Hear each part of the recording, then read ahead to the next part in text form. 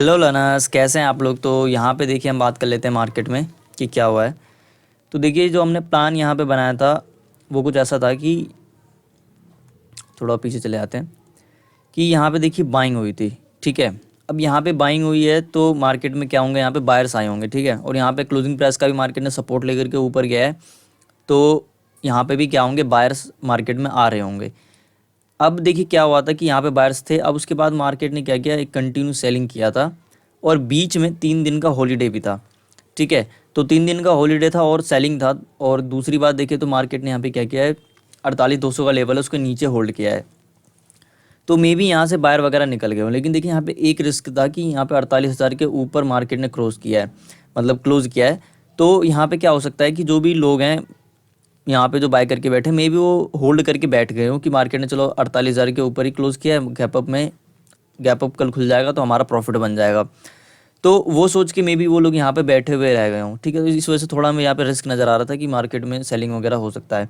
But अगर हम देखें तो देखिए मार्केट में सेलिंग हुआ तो बायर्स निकल गया, बायर्स निकल के जिसकी वजह से हमें गैप अप मिला। ठीक है, क्योंकि बाय तो टारगेट हो चुके हैं, अब हमें जो यहाँ पे सेल करके बैठे हैं उन्हें ही हमें यहाँ पर टारगेट करना है। तो देखिए अब हुआ क्या मार्केट में कि मार्केट ने यहाँ से कंटिन्यू मोमेंटम गैप अप खुला और ऊपर जाने लगा। छोटा मोटा रिट्रेसमेंट देख करके हमने यहाँ पे क्या किया, मार्केट जैसे फिर ऊपर दोबारा बढ़ने लगा तो हमें लगा कि चलो यहाँ पे मार्केट इसका ब्रेकआउट दे सकता है। फिर ऊपर में 500 का लेवल है वो सब ब्रेकआउट कर दे, टारगेट वगैरह मार्केट हमें दे देगा।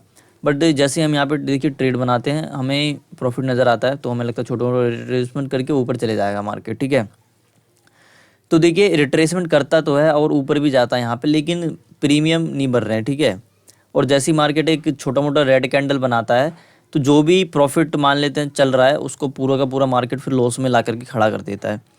तो ऐसा भले यहाँ पे देखिए इतना अच्छा मोमेंटम है और मार्केट जो है कि ऊपर बढ़ जाना चाहिए था, लेकिन क्या है कि ऊपर नहीं बढ़ रहा। ठीक है, यहाँ पे ऊपर तो बढ़ रहा है पर जो प्रीमियम है वो यहाँ पे बिल्कुल भी इंक्रीज़ नहीं हो रहा है। अब देखिए मार्केट में निफ्टी की मैं अगर बात करूँ तो निफ्टी में भी हमें कुछ वैसा ही देखने को मिल रहा है।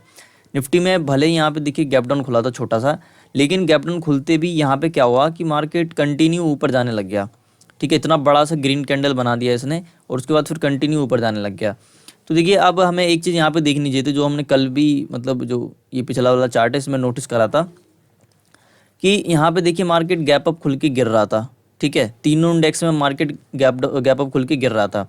तो तीनों इंडेक्स में अगर सेलिंग आ रही है तो वहाँ पे क्या हो सकता है कि ये तो हमें तभी समझ नहीं आ रहा था। ठीक है, इसलिए हमारा ऐसे रिट्रेसमेंट में लॉस हो गया, नहीं तो तभी समझ में आता तो हमारी बात कुछ और होती है वहाँ पे।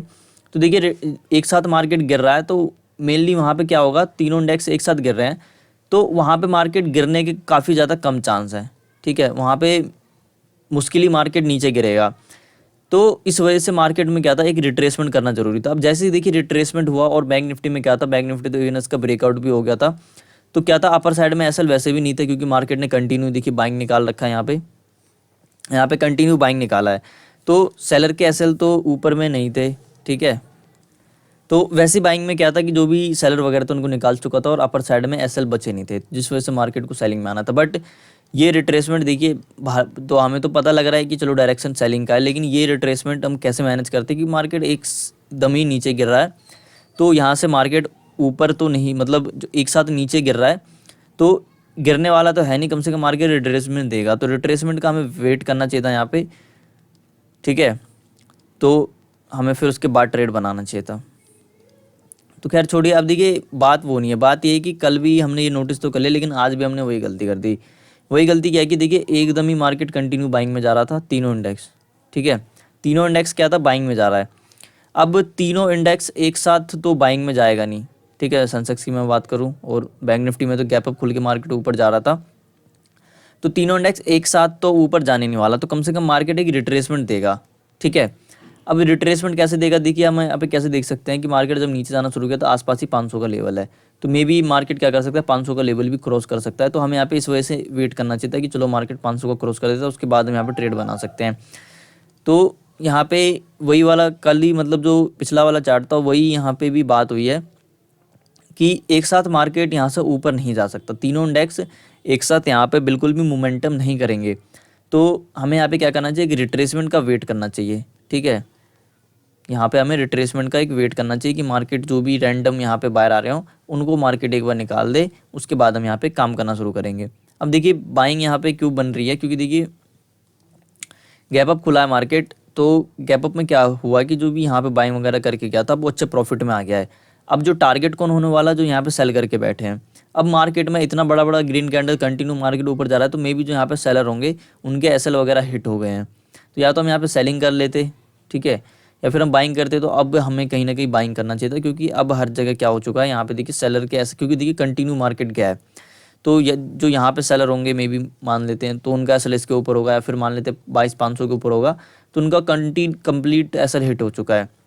लेकिन क्या होता है देखिए लाइव मार्केट में जब ट्रेड बनाने के बाद क्या होता है ना, कुछ समझ में नहीं आ रहा होता है कि क्या करना है क्या नहीं करना। हमें जो भी समझना होगा या तो वो पहले समझ में आएगा या फिर बाद में समझ आएगा। ट्रेड के बीच में हमें बस जो चार्ट में दिख रहा है वही समझ में आए, क्योंकि हमें पोजीशन को हैंडल करना होता है और वहाँ पे हम ये दिमाग नहीं लगा सकते कि क्या क्या हो रहा है, मतलब क्या साइकोलॉजी बनी पड़े, हमें जो चार्ट में दिख रहा होगा हम वही काम करेंगे। तो यहीं पे वही हो रहा है कि देखिए 22,500 का जब ब्रेकआउट हुआ होगा तो जो भी सेलर वगैरह है वो निकल गए होंगे, यहाँ पे ज़्यादा सेलर आ नहीं रहे होंगे, ठीक है। तो अपर साइड में एसएल नहीं थे, तो हम तो यहाँ पे सेलिंग कर सकते थे, या तो सेलिंग कर लेते या फिर हम वेट करते मार्केट में एक अच्छा रिट्रेसमेंट का, जैसे कि बैंक निफ्टी में हमें देखने को मिल रहा है कि एक अच्छा रिट्रेसमेंट हो, उसके बाद मार्केट कहीं ना कहीं अपर साइड जाने की कोशिश कर रहा है। लेकिन मैं इससे पहले का अगर ये दिखाऊं तो देखिए क्या हुआ यहाँ पे कि मार्केट नीचे गिर रहा है और ऊपर यहाँ पे देखिए भले ही यहाँ पे नीचे गिर रहा है, लेकिन उस साइड में क्या था कि मार्केट ऊपर जा रहा था, तो यहाँ पे तो साइड वे था टोटल, मार्केट का तो मोमेंटम ही नहीं कर रहा। लेकिन जैसे ये ब्रेकडाउन वगैरह, ये थोड़ा कैंडल मतलब ग्लिच वगैरह है, ठीक है, तो यहाँ पे मार्केट जैसे ही आया तो हम यहाँ पे निकल गए, हमें लगा कि मार्केट अब ब्रेकडाउन कर ही देगा, हमारा एसएल हिट कर देगा। लेकिन अब देखिए कहीं ना कहीं मार्केट ऊपर बढ़ने की कोशिश कर रहा है। तो देखिए अब बात क्या है कि हमें यहाँ पे वेट क्यों करना चाहिए था, वेट इसलिए करना चाहिए था क्योंकि एक साथ मार्केट जो है ना, तीनों इंडेक्स एक साथ नहीं ऊपर जाएंगे, ठीक है। और दूसरी बात और देखिए अगर हम देखें तो यहाँ पे ये भी रिट्रेसमेंट हम देख सकते हैं कि मार्केट ने रिट्रेसमेंट कर दिया, चलो ऊपर भागा रहा है तो हमें यहाँ पे बाइंग करनी चाहिए। लेकिन फिर मार्केट हमारा क्या होता है, एसएल हिट कर देता, तो वो हमें कैसे देखना है, वो हमें यहाँ निफ्टी या फिर सेंसेक्स में देख सकते हैं। निफ्टी में देखिए आसपास 22,500 का लेवल है, अब मार्केट नीचे गिरना शुरू किया है तो कम से कम एसएल क्रिएट करने के लिए इसका ब्रेकडाउन तो करेगा ही 22,500 का। अब मैं टाइम दिखाता हूँ आपको, जैसे ही ब्रेकडाउन होगा तो देखिए 10 साढ़े 10 बजे के करीब हुआ है। अब यहाँ पे 10:30 बजे के करीब क्या था, मार्केट यहाँ पे भी नीचे गिर रहा था। तो अब हमें काम कब करना होता है, अब देखिए एक बात तो हमें समझ में आ चुकी है कि कंटिन्यू कोई चीज़ हो रहा है तो हमें वहाँ पे ट्रेड नहीं बनाना। कम से कम मार्केट में एक ऐसा कुछ रिकवरी हमें देखने को मिलता, तब हम यहाँ पे क्या करते, बाइंग वगैरह कर सकते थे। लेकिन अब हमारा तो खैर एसएल तो हिट हो चुका है, ठीक है, तो हम दोबारा ट्रेड नहीं बनाएंगे यहाँ पे। अब जो होगा सो अब गलती को, मिस्टेक है उसको एनालाइज करके अब अगली बार से वैसा कुछ नहीं करेंगे, ठीक है। तो ऐसा कुछ तो अब सेंसेक्स में भी अगर मैं यहाँ पे दिखाऊं तो देखिए सेंसेक्स में भी यहाँ पे एक 200 का लेवल था, 200 का लेवल था, तो हमें इसका ब्रेकडाउन का वेट करना था। और आगे फर्दर ये क्यों वेट करना था, हमें यहाँ पे देखना चाहिए था। अब हम यहाँ पे क्या देखते, क्या सोच के यहाँ पे वेट करते कि मार्केट एक अच्छा थोड़ा रिकवरी तो दिखाए, तब हम वहाँ पे जाकर ट्रेड बनाएं। क्योंकि जो भी यहाँ पे रैंडम बायर आ रहे थे उनको मार्केट ने निकाल दिया है। अब कहीं ना कहीं मार्केट क्या है, ऊपर जाने वाला है, ठीक है, तो इस वजह से यहाँ पे हम बाइंग करते, लेकिन हमने थोड़ा जल्दी यहाँ पे बाइंग कर लिया यहीं कहीं। लेकिन हम भी यहाँ पे थोड़ी देर बैठे रहते, लेकिन मुझे लगा कि मार्केट में क्या हो सकता है, अब एसएल हमारा हिट हो ही जाएगा, लेकिन हम बैठे रहते तो कहीं ना कहीं अब मार्केट थोड़ा बहुत हमारा लॉस काफ़ी कम कर चुका होता। अब खैर आगे से देखेंगे, आगे से ऐसी गलती नहीं करेंगे दोबारा, ठीक है।